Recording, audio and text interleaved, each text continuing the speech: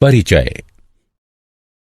पिताजी, मैं इस दिक्सूचक यंत्र को देख रहा हूं जो कि आपने मुझे जन्मदिन पर दिलवाया था। यह बहुत अच्छा यंत्र है, लेकिन इसमें कुछ हुआ था और मैं समझ नहीं पा रहा हूं कि वो क्यों हुआ। क्या आप मेरी सहायता कर सकते हैं पिताजी? हाँ राजीव, मुझे ठीक ठीक बताओ क्या हुआ था। मैं इस दिक्सूचक यंत्र को अपने मित्र के घर ले गया था। वे अपने घर में विद्युत का कुछ काम करवा रहे थे। हम एक खुले तार के अत्यंत निकट दिक्सूचक यंत्र से खेल रहे थे। अचानक दिक्सूचक यंत्र की सुई अकारण ही विक्षेपित हो गई। जब हम तार से दूर हटे, यह अपने पहले वाले स्थान पर आ गई। ऐसा क्यों हुआ? ऐसा इसलिए हुआ क्योंकि विद्युत धारा चुंबक की भांति कार्य करती है और विद्युत प्रभाव उत्पन्न करती है। बच्चों, इस पाठ में हम चुंबकीय क्षेत्रों, विद्युत चुंबकीय क्षेत्रों, विद्युत मोटरों तथा विद्युत जनित्रों के बारे में जानेंगे। उद्देश्य। इस पाठ के अंत में आप निम्न करने में सक्षम हो जाएंगे। चुंबकीय क्षेत्रों एवं क्षेत्र रेखाओं को पहचानना। किसी चुंबकीय क्षेत्र में विद्युत धारावाही चालक पर बल का वर्णन करना। विद्युत मोटर की व्याख्या करना। विद्युत चुंबकीय प्रेरण की व्याख्या करना। विद्युत चुंबकीय जनित्र का वर्णन करना। घरेलू विद्युत परिपथ को समझना।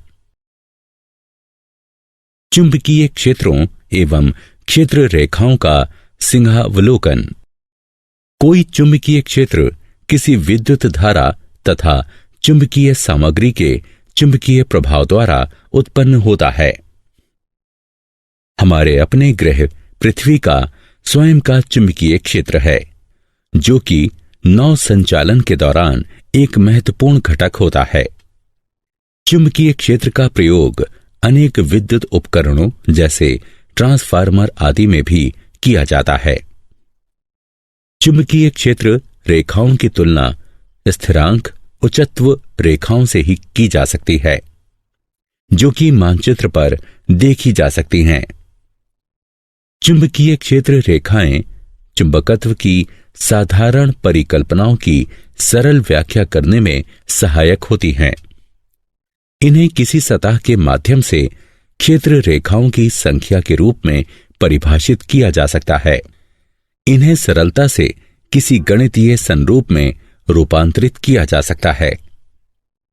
चुंबकीय क्षेत्र रेखाएं दृष्टिगत रूप से उत्तर ध्रुवीय प्रकाश में प्रदर्शित होती हैं, जहां पृथ्वी के चुंबकीय क्षेत्र की दिशा के साथ साथ देखी जा सकने वाली चमकीली रेखाएं उत्पन्न होती हैं। विद्युत धारावाही चालक। किसी धातु चालक में होकर गुजरने वाली विद्युत धारा अपने इर्द गिर्द चुंबकीय क्षेत्र उत्पन्न करती है। किसी चुंबकीय क्षेत्र में रखे हुए विद्युत धारावाही चालक का आवेश ऐसी दिशा में विलग्न की अनुभूति देता है जो कि विद्युत तथा चुंबकीय क्षेत्र पर लंबवत हों। इसके परिणाम स्वरूप एक ऐसी विद्युत संचालन शक्ति उत्पन्न होती है जिसकी दिशा प्रयुक्त चुंबकीय क्षेत्र की समानुपातिक होती है। इस प्रभाव को उल्टा भी किया जा सकता है। चुंबकीय क्षेत्र सीधे चालक से होने वाला विद्युत प्रवाह।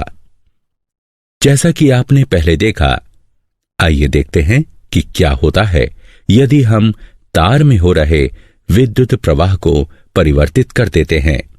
दिक्सूचक यंत्र पर पड़ने वाला प्रभाव भी अलग अलग होता है। तो यदि आप विद्युत प्रवाह में वृद्धि करते हैं तो दिक्सूचक यंत्र की सुई के विक्षेपण में भी वृद्धि हो जाएगी।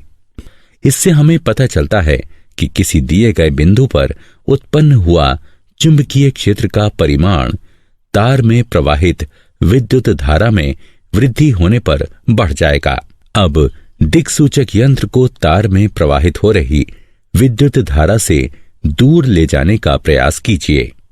आप देखेंगे कि जैसे ही तार एवं दिक्सूचक यंत्र में दूरी बढ़ेगी, चालक में दिए गए विद्युत प्रवाह के द्वारा उत्पन्न चुंबकीय क्षेत्र घट जाएगा।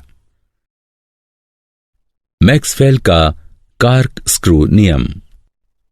मैक्सवेल का कार्क स्क्रू नियम, जिसे दक्षिण हस्त अंगुष्ठ नियम भी कहा जाता है, यह बताता है कि विद्युत धारा की दिशा में कार्क स्क्रू घुमाने से विद्युत धारा की दिशा के साथ साथ चुंबकीय क्षेत्र की दिशा भी नीचे की ओर लंबवत बदल जाती है।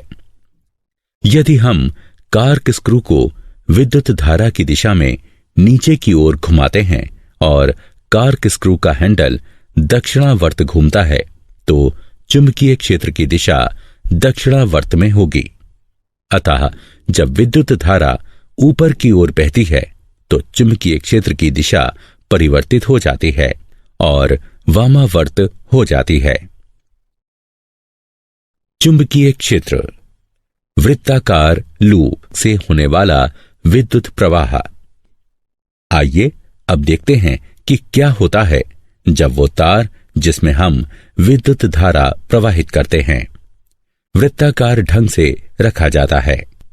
इसके चारों ओर संकेंद्रित वृत्तों में चुंबकीय क्षेत्र उत्पन्न हो जाता है। छड़ चुंबक को धीरे से तार से दूर करने का प्रयास कीजिए। जैसे ही हम पाश के केंद्र तक पहुंचते हैं, संकेंद्रित वृत्त सरल रेखाओं के रूप में उत्पन्न हो जाते हैं। संपूर्ण चुंबकीय क्षेत्र एक सरल रेखा के जैसा प्रतीत होता है। अब इस पर मैक्सवेल का कार्क स्क्रू नियम लागू करने का प्रयास कीजिए और देखिए कि क्या तार का प्रत्येक खंड एक ही दिशा में चुंबकीय क्षेत्र उत्पन्न करने में सक्षम है।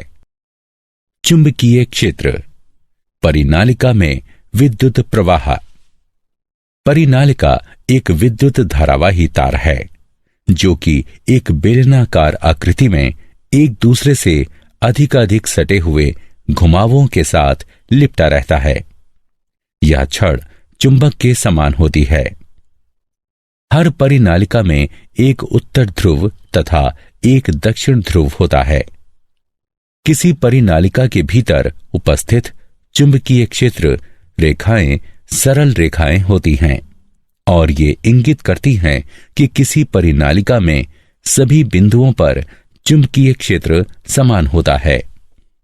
परिनालिका का यह शक्तिशाली चुंबकीय क्षेत्र चुंबकीय सामग्री को आकर्षित करता है। इस प्रकार का चुंबक विद्युत चुंबक कहलाता है। विद्युत धारावाही चालक का बल। हम देख चुके हैं कि किसी चालक से होकर बहने वाली विद्युत धारा चुंबकीय क्षेत्र निर्मित करती है। इस प्रकार निर्मित चुंबकीय क्षेत्र चालक के निकट रखे गए छड़ चुंबक पर बल लगाता है। फ्रांसीसी वैज्ञानिक आंद्रे मैरी एम्पियर ने यह पता लगाया कि छड़ चुंबक भी चालक पर विपरीत एवं समान बल लगाती है। फ्लेमिंग का वाम हस्त नियम। फ्लेमिंग का वाम हस्त नियम 3 दिशाओं का प्रतिनिधित्व करने वाला स्मारक है। आपको अपने बाएं हाथ के अंगूठे, तर्जनी और मध्यमा को फैलाना है। हर उंगली अलग दिशा की ओर संकेत करती है। तर्जनी चुंबकीय क्षेत्र की दिशा में संकेत करती है। मध्यमा विद्युत धारा की दिशा में संकेत करती है। अंगूठा गति की दिशा में संकेत करता है। इसे फ्लेमिंग का वाम हस्त नियम कहते हैं। उदाहरणों में वूफर, सबवूफर, विद्युत प्रवर्तक आदि सम्मिलित हैं। विद्युत मोटर। विद्युत मोटर एक विद्युत यांत्रिक उपकरण है। यह विद्युत ऊर्जा को यांत्रिक ऊर्जा में परिवर्तित करता है। आइए देखते हैं कि विद्युत मोटर कैसे कार्य करता है। मोटर गति उत्पन्न करने के लिए चुंबकों का प्रयोग करता है। विद्युत मोटर के भीतर चुंबक का आकर्षित करने वाला बल तथा प्रतिरोधी बल मिलकर घूर्णन गति उत्पन्न करते हैं। पंखे, ब्लोअर, पंप, डिस्क ड्राइव इत्यादि विद्युत मोटर के कुछ उदाहरण हैं। वैद्युत चुंबकीय प्रेरण। चुंबकीय क्षेत्र से होकर गति करने वाले किसी चालक द्वारा किया गया विद्युत उत्पादन वैद्युत चुंबकीय प्रेरण कहलाता है। उदाहरण के तौर पर जनित्र, विद्युत परिवर्तक, प्रेरण मोटर, विद्युत मोटर, तुल्यकालिक मोटर और परिनालिकाएं आदि वैद्युत चुंबकीय प्रेरण का उपयोग करते हैं। माइकल फैराडे एक अंग्रेज वैज्ञानिक, रसायन शास्त्री, भौतिक विज्ञानी तथा दार्शनिक थे, जिन्होंने चुंबकीय क्षेत्र, वैद्युत चुंबकीय प्रेरण, प्रतिचुंबकीयता तथा वैद्युत अपघटन की खोज की। उनके प्रयोगों में चुंबक को गति कराकर विद्युत उत्पादन करना भी सम्मिलित है। आइए अब तारों की एक कुंडली के भीतर एवं बाहर एक छड़ चुंबक लगाने का प्रयास करें। आप देखेंगे कि तार विद्युत उत्पादित करने लगते हैं।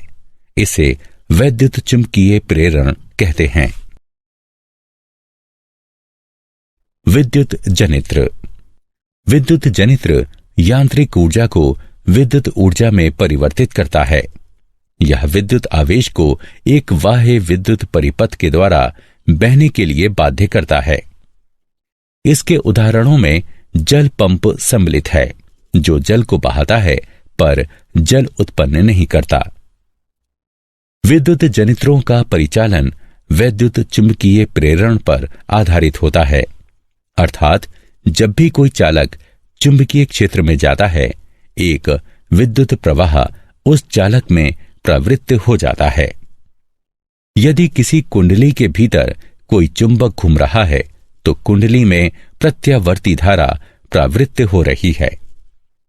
समान समय अंतरालों के पश्चात प्रत्यावर्ती धारा दिशा बदल लेती है।